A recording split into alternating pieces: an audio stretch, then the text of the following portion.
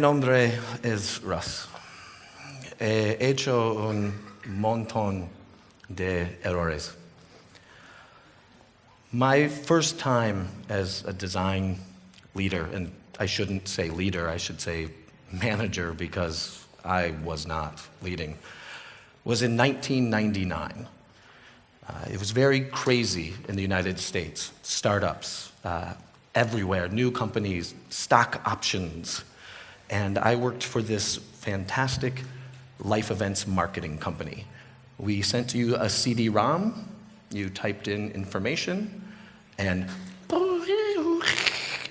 website. Very high tech in 1999. Do not laugh. Shame on you. It was really cool. If you were pregnant, having a baby, 7 months along, you would probably buy a new vehicle. So we could send you an ad to buy a minivan. Really, really cool. I loved this job. I had been there for about a month, and one of the founders of the company said, "Russ, need to talk to you out in the hallway." And it's kind of like when somebody says, "Can we talk first thing tomorrow?" My heart sank. I was, oh crap, I'm getting fired.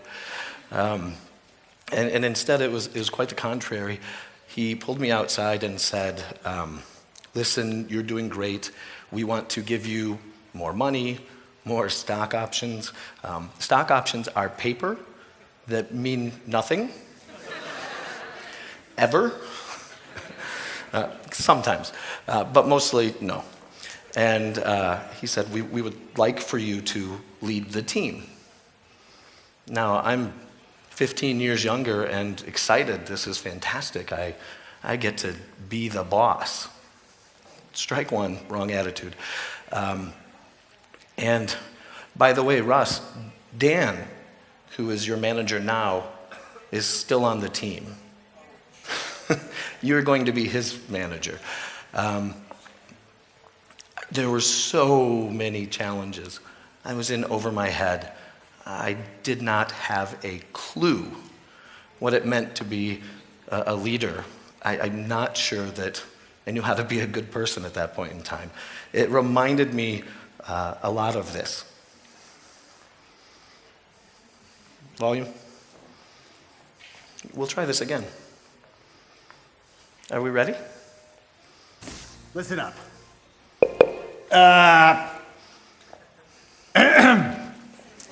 We need to play offense instead of all coming up to bat.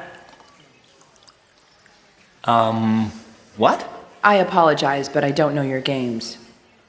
I think what Lantern is saying is that it's time for some teamwork. So let's pull it together. Yeah, baby! Clap it up! What's the plan then? Well, he blasts those beams out of his eyes, right? It's settled then. We blind him. That's as good a plan as any. That's about how good I was. That's better than I was. I was awful. I was horrible. I started out being thrown to the wolves. Normally I would say trial by fire, meaning you learn as you do, but these folks ate me for lunch. And it was my fault. It wasn't theirs. They were, these talented folks. And this is what happens at a lot of companies. Hey, you are a really good designer, so go lead the designers. Those are different skills. You're a great engineer, so go manage people. What? Yeah, and I quickly found out, as a first-time leader, with a team that I had inherited, that I was going to make a lot of mistakes. So many mistakes.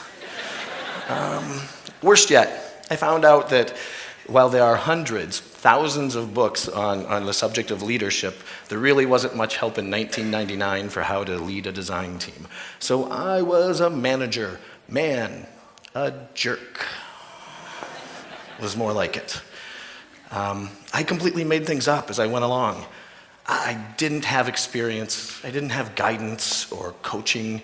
None of this is an excuse. I probably wouldn't have taken any. I knew everything 15 years ago. I don't know squat today. Big difference. This team already had an established culture. They knew each other's strengths and weaknesses. They knew how to work together. And I only knew what I thought was the right way because every other manager before me had been an idiot.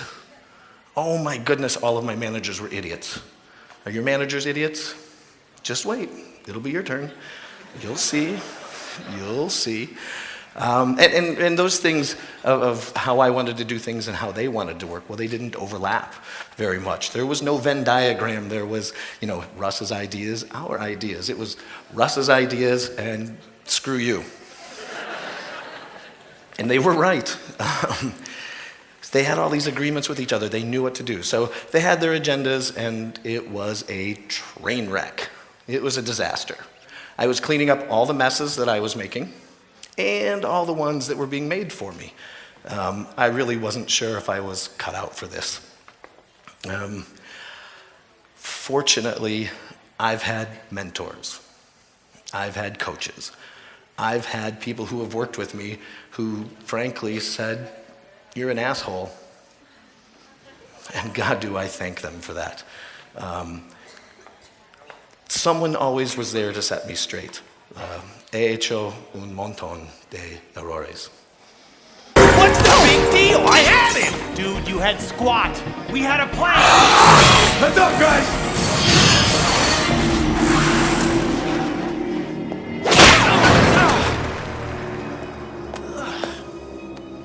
You are a warrior, not a child.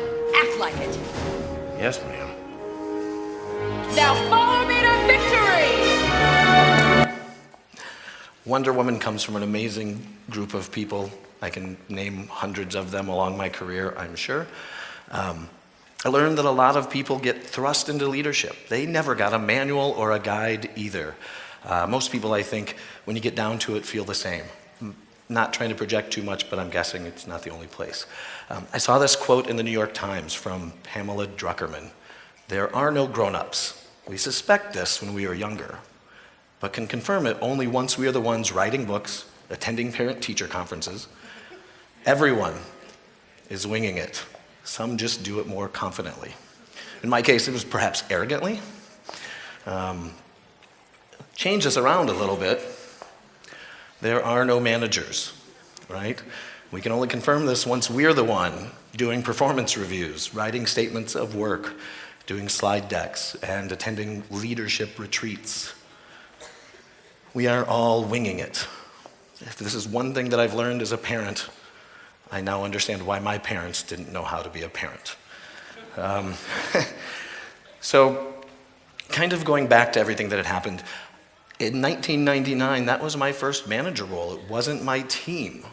I never got everyone on my side. I always felt like I was the face. I was the voice of the team.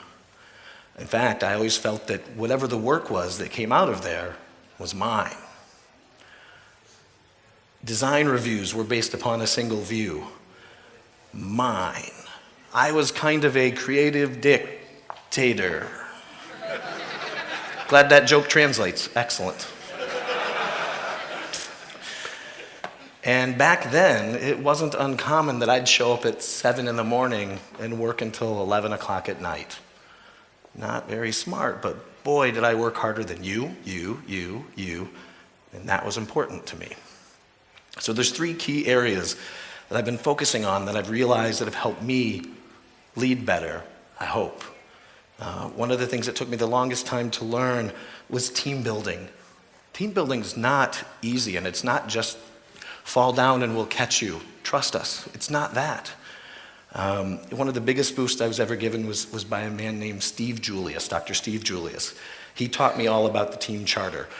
You may not recognize Steve's name, but a few of us do, and Dr. Steve Julius was the team psychologist for the Chicago Bulls and the Chicago Blackhawks. So If someone can get Dennis Rodman and Michael Jordan to play basketball and win together, it's probably a smart person to learn from.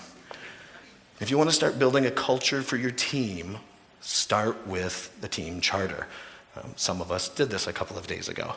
A team charter is really, it's one of those things that sounds kind of like a bunch of crap, especially because it's psychology and I don't like to be analyzed, but I love to analyze people. But it's kind of like defining an operational plan, maybe a business plan light or rules of engagement for your team. It tells a team what the team expects of itself and what it means to be a member of the team, what the goals and objectives are. It's a lot like a persona for your team. And it requires an awful lot of heavy thinking, a lot of work that looks like this. It's a lot of post-it notes, a lot of whiteboards, a lot of writing, a lot of people in rooms thinking, and a lot of you not being there for it. Because the most important thing is that these are the team's feelings, the team's thoughts, and you need to understand what the team believes that it is and have them come together as a unifying source. When you do these, in fact, we've brought in external facilitators to do this because these aren't how Russ believes a team should behave. These are things that the team believes in. So it involves defining things like the focus area of the team. The UX team of one knows what the UX team does. When the two people, they don't even have the same definition of user experience. I'm sure they don't know what information architecture and interaction design mean exactly to them. They're going to be slightly far apart. So set the team down and let them talk about the work that they don't want to do. Because once you get that taken care of, talking about the work that you do want to do is a lot easier. And it sets the boundaries for the type of work that you'll accept. It can look just as simple as this.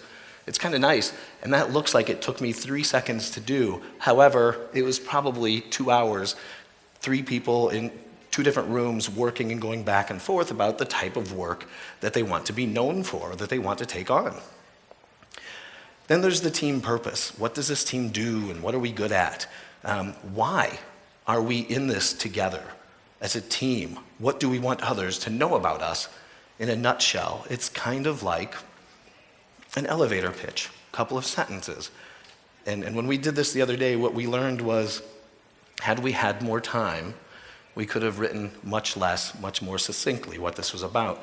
This is important because it's how we define ourselves.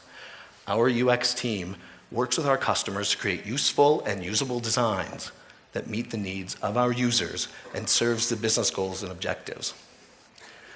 Some of this stuff, it seems like you can find it on websites, but not when you get people in a room talking about it. Very important to work it out. The team has to make a commitment to each other. One of the most important things that I've found is defining rules of engagement for a team is really important. How I operate my calendar is way different than how you operate yours. And how I am here in the office or present is different than how you work. How I critique design is different than you may do it. So really gets into things like we work with each other to share our knowledge. We will be critical of work product, yet not the person doing the work. It's a very defining sentence that the team came up with. When you know that, it tells you how you talk to each other. It defines what respect looks like and what it means to be on a team. Importantly, perhaps more importantly, is the perception of your team from other people, people not on the design team or the engineering team, whichever team it is. And it's important to talk about how do we want other people to see us? And then not only that, but how do we get there? If we want to be experts about our users, what are the things we need to do to prove that? And really, how will we know when we've achieved it? It might be a number like running 12 usability tests in a year. If we say trusted partner, what does it mean? How do we build trust as a partner? And how will we know when other people see us this way? This is a moving target. Once you hit it, you can also add more to it. But this is hard work, and it's unifying because the team all agrees to it. And then there's talking about areas of growth and improvement, which always makes me nervous because it sounds like I'm not good enough. Growth is growth. Growth means how do I get better? Not that I'm bad at anything, but taking our baseline, how do we get better? So if we wanted to learn experience mapping because we haven't done it and it's essential, it's core to this team, how do we do it? Well, we're gonna get training. We're gonna expand our scenarios and mental models. We're then gonna know we've done it when we've done these 3 times per person or what have you. And when that goal is set and we reach it, we can set up another one. But what's really great about this is your team tells you essentially what we don't know and what we need help learning. And you get a plan as a leader to go sell to the people above you who have the dollars what you need to learn. And seeing something like this is really, really easy for somebody else to look at it and say, wow, that makes sense, go do it, instead of a 5-minute discussion where nothing gets decided. And finally, you get folks to sign it. Everybody agrees to all of this. If you sign a credit card statement, or you sign a check, or you sign a contract to buy a house, your signature is important. This is like a handshake in the 50s. It means that we all went through building this together, and we all agree to it. It's very powerful. Again, it's like a persona for your team, and it can look like some of these folks. And we spent half a day doing these, and you can see this was doing this in 20-minute segments. They came up with a lot of content about how they wanted to operate as a design team. And it was hard, and they were still pretty happy, except for Nathan, the Brazilian Nathan, Argentinian Nathan. That's the other Nathan Shedroff. He's my new friend. And it can look like this. Once you do all of this hard work, putting it in a formal document to share with your team is really powerful too. You build this document, you share it with everybody, you track your progress, you continually make updates. So the benefits of this helps you identify your team's purpose, defines a team's commitment, tells you the types of work that you do, tells you how you're going to grow and improve, and tells you how the team wants to be seen by other people. This is a fantastic mission. It's a great way to get everybody doing the same thing. And then, this is where your culture begins, because everybody is doing the same thing. Everybody agrees to it. And you can extend a good, solid culture by creating a foundation of critique. A foundation where teammates set themselves up to not only receive critique, but to expect it because they know it makes them better designers. And they know how to talk about things in a way that allow them to be open to feedback. So critique is, well, back in the day, design reviews were based on a single view. Mine, right? I was a creative dictator. And the nice thing about critique is that when you do it well, it takes all that culture stuff that you've done and it extends it. And if you want to get started in critique, the best place to start is really with these two fine gentlemen, Aaron Irizarry and Adam Connor. They've got a fantastic book called Discussing Design that came out this year. And in fact, one of the first ways that we got started was we watched a UIE, Jared Spool's company, seminar on how to do critique with Adam Connor. And so my problem, though, was a little bit different. How do I make critique a part of the culture, right? Something formalized. Previously, I was the only one reviewing or critiquing work. So at a certain point, maybe around 4 or 5 people, it got really difficult for me to be involved with critique.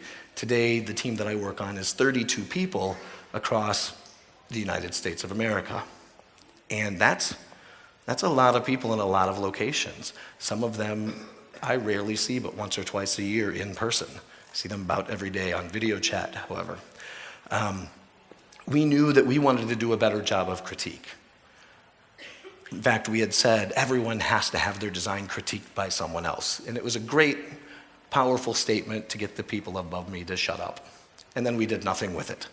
And so I started thinking about how is there a way to improve this. And I remember in 2009, Kim Goodwin said at the IXD conference in Vancouver, each one teach one, be a mentor.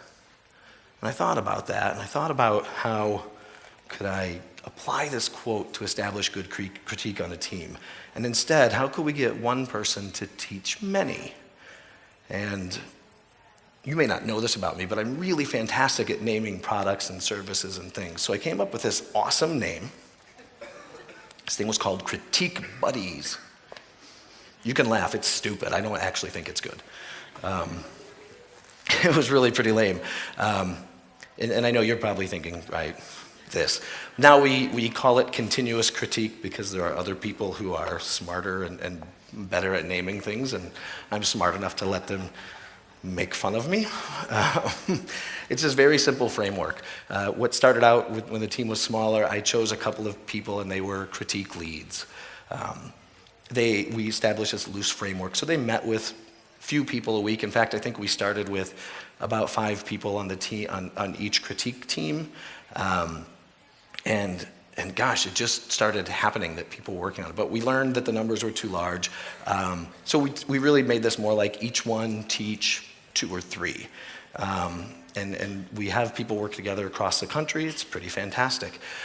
So you can select critique leads. That M is manager, which is funny because I couldn't use an L because these folks are critique leads.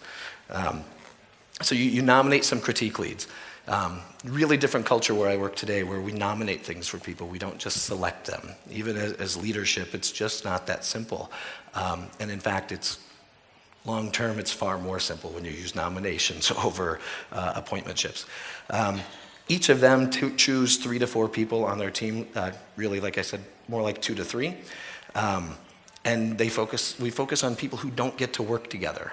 I've got team leads, so if you have people that you work with directly already, we try to get them all working in different concerts. So Brad, who works in St. Louis, will perhaps be on a critique team with Colin in Boston because they don't get to work together. But Colin may not be on a critique team with someone in San Francisco because they're 3 hours apart. But this really helps us getting people together, get them to connect. And they have bi-weekly 30-minute one-on-one meetings to review any work that is in progress. It's really fantastic. They can do them ad hoc. They're both ways. Brad and Colin can talk about any project that they're working on. Brad may be the lead, so he'll kind of take control at first. And then every other week, on the off week, we get together as full teams and look at everyone's work. What we're seeing in this is that Brad and Colin don't work on the same projects together, but suddenly they know about each other's work, and they start to learn about projects that they're not involved in. So as a team of 32 people, it's nearly impossible for us to all know what's going on all the time. Yet people who wouldn't normally get to see each other become friends. They communicate outside of work. They are on Facebook together. But they are doing real work together, and they're getting to know more about our company. So we see that at scale, this has helped us become even, I guess, more connected. So it's pretty fantastic. Weekly, they do one-on-one meetings, just get together pretty informally. Did I go? Oops. Let's go back one here, sorry. Let's go back to that picture of Brad. There it is. That is the Brad I mentioned. The first couple of weeks, it's pretty informal. The lead will take charge and help walk them through things. And then in the following weeks, the buddy partner will start to have an agenda, talk about things that they want to talk about, gets into that. Then there's these group critique meetings where every bi-weekly or so they get together for half an hour or an hour, and people present work for about 10 minutes, and the whole team chimes in and offers different advice and input. Then, let's see. Then, right now we're experimenting with all-team critique. 32 people on video chat is kind of tough because we don't get together, and you see a lot of pictures where people are standing in front of a wall doing critique. Our team is distributed, so we don't have that, I guess, locale advantage. So right now we get on a video chat and people take turns leading, and then we all chime in with our feedback. The nice thing about this is people start learning how to frame critique. They start learning about only focus on this area, and that helps them talk to clients, that helps them talk to each other, and it makes these sessions go really well. And then, of course, every week, the leaders all meet, and we actually have a manual or a guide for how we do critique, and we see what's going right and what's going wrong. And what we learned in the past year is what was going wrong was that I was leading critique. Another lesson learned. So now somebody else on the team takes a turn at running critique every 3 to 6 months. And they still have those meetings, and I get to participate when I can, but I'm out of the darn way. And we try to do new critique leads about every quarter, and that's it. I've done this now at a couple of different organizations that are pretty large, and one thing I can tell you is it is continuous, it is ongoing. We are getting better at it. It used to just be one-on-one meetings, and then it became one-on-one and group meetings, and now all team meetings. And we've seen clients respond to us knowing how to do critique better, knowing that we can frame a critique session. That's pretty awesome, because you focus your client on what you want them to give you feedback on. So some of the benefits here, critique can help you create a culture of constant learning and improving while you're in the design process, wherever you are. Adam and Aaron both say that critique is not just a design skill, it's a life skill. And this is absolutely true. Charters and the charters that we just talked about and the critique, they're great foundations for the culture that you have in your organization. The rest of your culture, well, it's a lot of smaller things. Design leaders set the tone for culture. Sometimes that means you have to pick a fight with the biggest bully in the schoolyard to make a point. And for me, that's pretty much been picking a fight with the mistakes of my past. That is, I've made a lot of mistakes. He hecho un montón de errores. Yes, I was a culture killer in organizations that I've worked in. I was a cancer. I was a reason to not want to work with me. Even worse, I was a reason to not want to work with companies that I worked at. I'm glad we can all laugh at how much I have sucked in the past. Thank you. I don't think my managers knew how to fix me. So they brushed me aside. They put me on projects that I couldn't be much damage on, or worse, they ignored me. And I gotta be honest, I was largely unhappy. I was doing cool things, I was chasing the wrong things. I'm a really happy person now. And I think it shows in the work that I get to do, because I think I care about things that are more right to care about. I've discussed a couple of the more functional things that have helped me along the way, but with culture, it's less functional, more philosophical. So bear with me as I kind of shift gears here a little bit and talk about the things that I've done wrong, that I've corrected, really. I've found that if I can keep my focus on fighting those past bullies, those mistakes of the past, those mountains of errors, culture can be a friend and not a foe. And really, it's a nice transition to talking about superheroes in the workplace. I talked about working from 7 in the morning till 11 at night. I set the culture that long hours were expected. They were constant. It was awful. 29, 30-year-old me, really, I mean, I made other people feel terrible for not working as long or as much as I did. And if you think about this, when one person works extra 2 hours a day, that's 1 free week of work per month that company is giving their employer. Most employers don't pay overtime. When 2 to 3 people are doing it, that's when you're starting to give away months and months of free work per year. And you're probably not getting compensated with a fair bonus. You're just setting an expectation that you pulled off a miracle, so you should do it again and again and again. My friend Gabby has a wonderful saying, never do a shitty job well. She's right. Working a lot of hours, that generally means that I've made a mistake, that I haven't planned something well, or that a project manager did something wrong. We need to address that and fix that. I need the people that I work with who have their weird side hobbies of taking Instagram photos of broken glass or whatever it is. They need to go and be weird outside of work, so when they come to work, they are awesome and refreshed and charged up and ready to go. If we take those things from people, we take a lot more. Give them that ability to not be heroes. Also, slow down. Slow down. Yes, I understand MVPs. Yes, I understand rapid iteration. However, a little bit of time thinking can allow you to get a lot more done, a little bit more time planning. Not only that, but we have the coolest damn job around.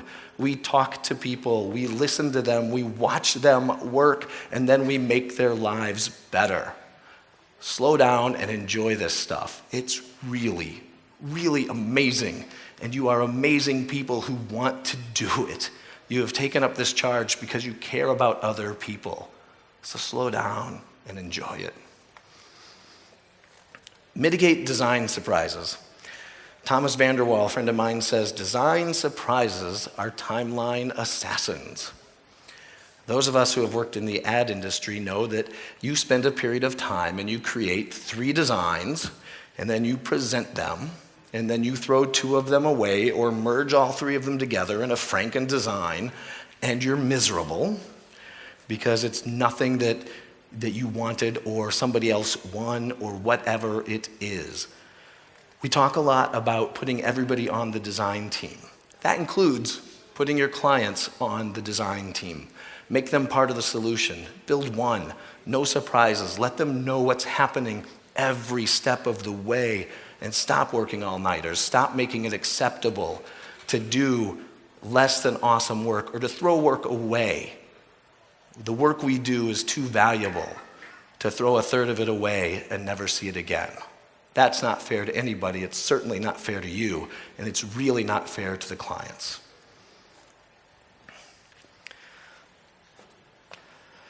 Give other people a chance to succeed or fail. Somewhere along the way, somebody gave you the chance to screw up. Just because people don't work like you doesn't mean that they're wrong. In fact, they're probably smarter than you, and you should get the hell out of the way and let them do those things. This has been by far one of the most difficult things for me to learn. The more I do it, though, the more I give that gift of time to someone else, the more I realize how precious and valuable that is. You should do that too. Hack the org charts. Most of these things are set up by archaic human resources science that no one understands. I've worked at companies where you had to be 7 layers away from this CEO. Nobody knows why. That's just the rule. If you need an 8th layer, you have to submit some sort of exception that has to be reviewed by a board, blah, blah, blah, HR. No. To some degree, I mean, I get it, right? We want to have org structures and stuff, sure. But you know,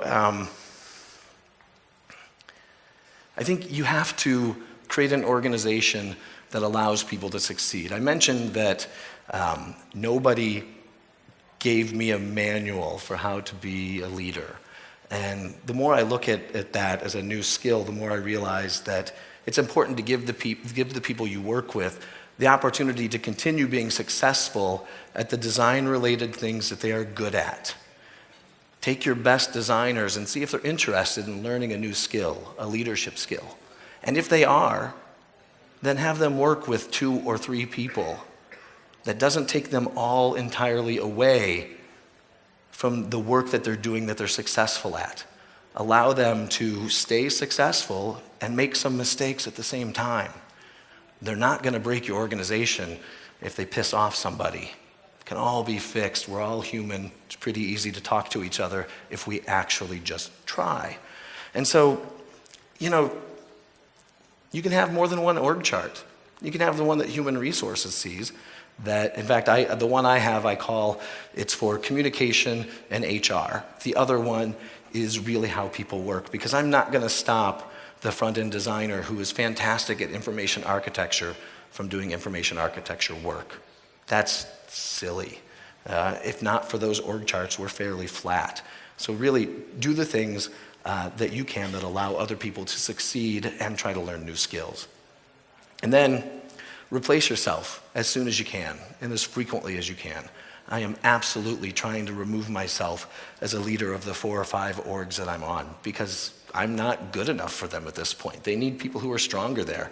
And I want to make sure that I'm providing the best leadership for them that I can by giving them better leaders than me. I happen to think companies with job descriptions that say work hard, play hard are the scariest companies in the world. If I've just spent 10 hours a day with you working on hard work, I don't want to go and have beers with you and go-karts until midnight, and then get back up in 8 hours and see your face again. You're all wonderful people. I love my coworkers, but I've got a wife and 2 adorable daughters who mean the world to me. Ask your team if they really want to do stuff after work with you, or if they would rather that you gave them half a day in the afternoon to spend time together. Think about that. Odds are somebody hasn't asked the people that you work with. They just make the expectation that you're going to show up after work to hang out. And if you don't go, what do you miss? What was the deal that got closed and Russ wasn't there? I don't care. I want to go home. Other people do too. I'm not just old. I mean, I am, but, you know. Jason Fried, he is the founder of Basecamp, 37 Signals. He saw Richard Saul Wurman speak at a conference once, and Richard comes off the stage. Abby, do we have to say Richard Saul Wurman all at once? That's how I feel like I have to say it. Richard Saul Wurman. It can't just be Richard. Richard Saul Wurman came off the stage and said to Jason, "What'd you think?" And Jason felt like being an ass. He's like, I didn't like blah, blah, blah. And he realized, because Richard Saul Wurman said to him, "Man, give it 5 minutes."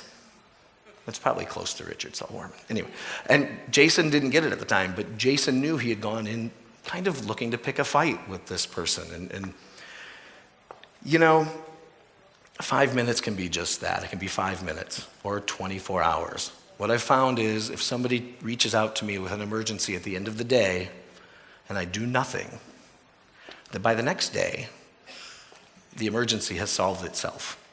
I once was doing research and I went to a company where I had a meeting with the CEO of the company and he wouldn't have the meeting until after 9:30 in the morning. So why can't we meet earlier? I'm in town. He said, well, I start work at 7 in the morning. But if I come in before 9:30, I have to answer a whole bunch of stupid questions that people could figure out themselves. So, you know, by giving it 5 minutes, by letting things breathe, you empower people to take control of themselves. I like 5s, so 5 years. Love this quote from Catherine. When you find yourself stressed, will this matter 5 years from now? If yes, do something about it. Change your situation. Get out. If not, let it go. And if you have children right now, you're going, let it go, let it go. It's nice that this translates too. But really, letting it go is a big deal. I've worked at places where some person owns a thing. Go talk to them. And sometimes the only way you could change a situation was when such and such retires or leaves because they just own the damn thing. What I've learned is that the less I can be known for owning something, the more I can let other people be empowered to solve stuff without me, the better things are. Sure, I will have core responsibilities. On my team, sure, you have to get me to approve your OmniGraffle license. No big deal. Let others have a chance. Get out of your damn way and let other people own things and just pass those things off. It's not relinquishing responsibility, it's empowering others to grow. That's your job. And our job as leaders is servant leadership. Part of my job is to help other people find their next job, be that where we work together or somewhere else. It's also to make sure that I get as much garbage out of their way to let them do their jobs unencumbered. In other words, be a shit umbrella for the people you work with. Leaders make leaders, and you need to lead by example. All right, so what? So my key takeaways from all of these things, these have all come from my very, very early mistakes, right? Team charters, those happen through facilitation and collaboration. It's a social contract. It gives people the opportunity for the team, it gives the team a social contract that they created for them and by them. Everyone is responsible for the success of the team, not just me. Critique is a whole bunch of awesome wrapped up in soft skills. Big, big part of design. Culture, this is an environment that is right for the team, not the one that's dictated by the status quo of other environments. Guess what? All of these are non-technical skills. You don't even have to be a designer to do these things. They're also life skills. Very, very important. Even more important. This is bigger than I am, and it's bigger than you are. Get out of your own way. Focus on what's important here. Everyone else. Everyone else. The more I learn these things, the less challenging they are to do. And they're not necessarily easier. I'm just becoming more adjusted. This is the person that I am becoming. And this is the person that I think other people enjoy working with a lot more than they did years ago. Lao Tzu, a leader's best when people barely know she exists. When her work is done, her aim is fulfilled. They will say, "We did it ourselves."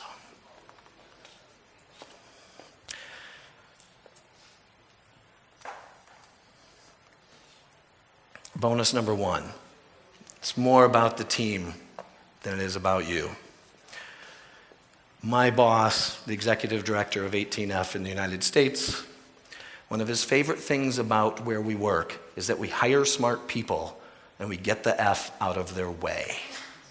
That's magical that comes from the top of an organization. It doesn't get you off the hook to be a leader, nor to continue to learn how to build better leaders from your team. And keep on winging it confidently. We all are. Keep trying things. Be there to support your team.